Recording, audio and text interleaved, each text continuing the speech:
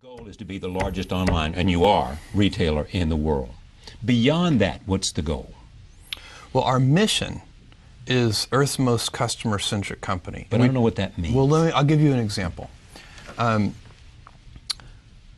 after World War II, Morita-san, the guy who founded Sony, set as the mission for Sony that they were going to make Japan known for quality.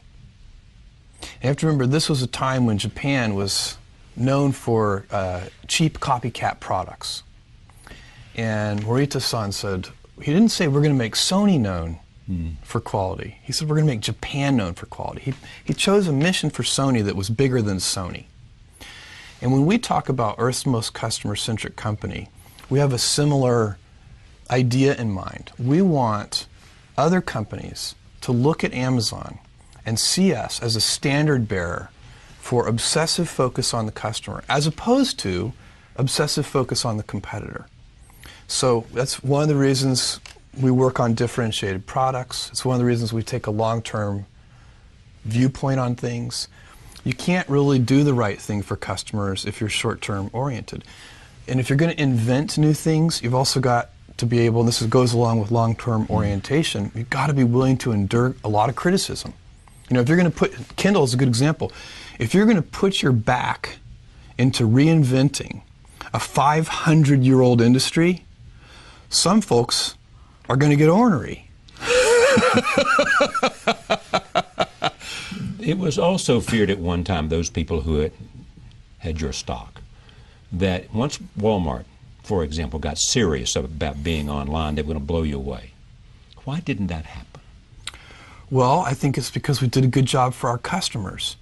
So, you know, you go back in time and we've been called Amazon.toast. Right, I remember. Amazon.con, Amazon.bomb. You know, this is all like in the first 3 years of our existence. Sure, yeah. And that's part of what I'm talking about, the willingness to be misunderstood. If you're going to do things, we lay out what we're doing and we tell people, you know, how we think about things. Like I'm saying to people, you know, the iPad is not a Kindle killer. I'm very clear about that, but it doesn't keep people from writing that.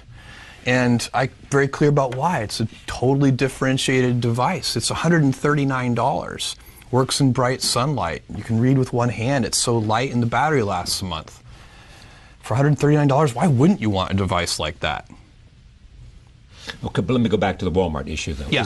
What was it that made you able to sustain a challenge from the world's greatest retailer? Obsessive customer focus on... But how do you focus on the customer better than they focus on the customer? Well, I mean, they're pretty good at focusing on the customer, too. But we're very differentiated in how we do it. And so our approach, if you think about our retail business, which I think is what you're asking about here, there are really three things that we know are critical. Well, that's the heart and soul of your business, isn't it? Well, and especially relative to the Walmart question, yeah. I think that's the key. It's selection, low prices, and fast, convenient, reliable delivery. So that the shipment side.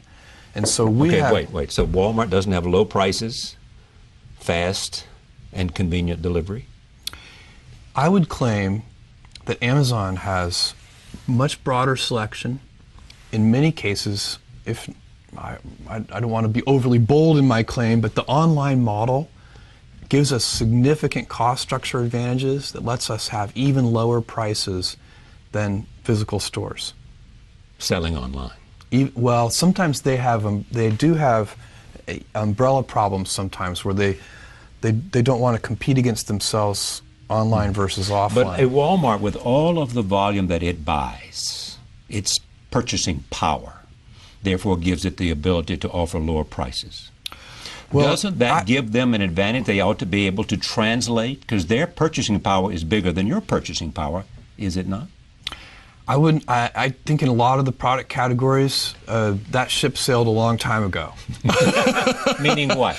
Meaning that we have the purchasing power to compete with anybody. We have the volume better. Relationships with suppliers. That playing field has been leveled. Okay. If you'd asked me that question, 10 or 15 years ago, I'd have agreed with you that that was the challenge you had to overcome. But even then, our profitability is not our customer's problem.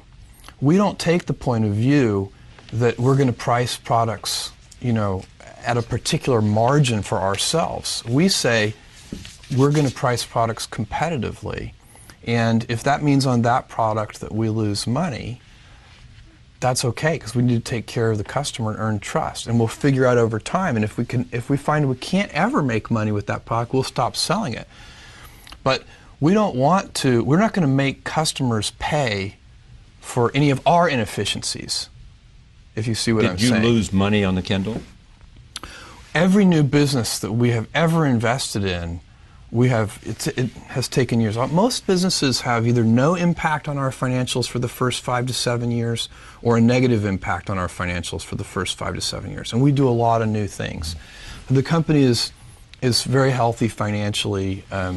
We're doing very well, and it's an outcome of customer obsession. So, you know, when we were Amazon.Toast, that was because Barnes & Noble had, you know, we only had 100 and, when we were declared Amazon.Toast, I think we had 150 employees. Barnes & Noble had 30,000 employees. And somebody wrote an article that said, you know, Amazon has had a great 2-year run, but now the big boys have shown up, and they're going to steamroll them. And, you know, we had a all-hands meeting. I called all 150 employees together. I said, look, because everybody's worried about it. Every employee has read the Amazon.Toast article. Every mother of every employee has read the Amazon.Toast article and has called and said, your father and mother who live here in New York. Yeah, are you okay? Yeah.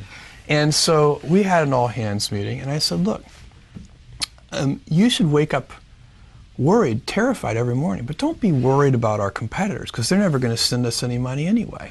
Let's be worried about our customers and stay heads down focused. And so you know, these are big, most of these are big markets. Another way to answer your question about competitors and Walmart is to say, look, they can succeed fabulously, and it won't stop us from succeeding. These retail markets are huge.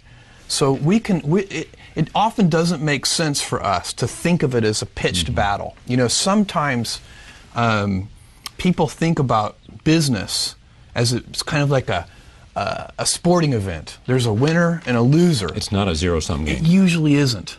I'm sure there are cases where, but most often, industries succeed. So I can tell you, I think e-commerce is succeeding. And the way we think about it, nobody else has to fail for us to do well. I think ebooks is like that. I think there are going to be many winners.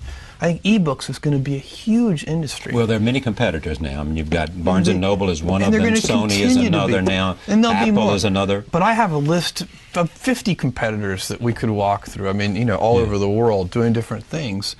And our focus is going to be, you know what, we'll try to pay attention to those competitors, but we're not going to obsess over them. We're going to obsess over readers, and that, because those are the people who are buying that device. And we're going to make it, and it's not just a business for us, it's a mission for us. And missionaries build better products. What is Jeff Bezos thinking about today in 2010 that we might not know anything about that he thinks may be a reality in 2013 or 2015? Well, where is one of the things is the Amazon Web Services business.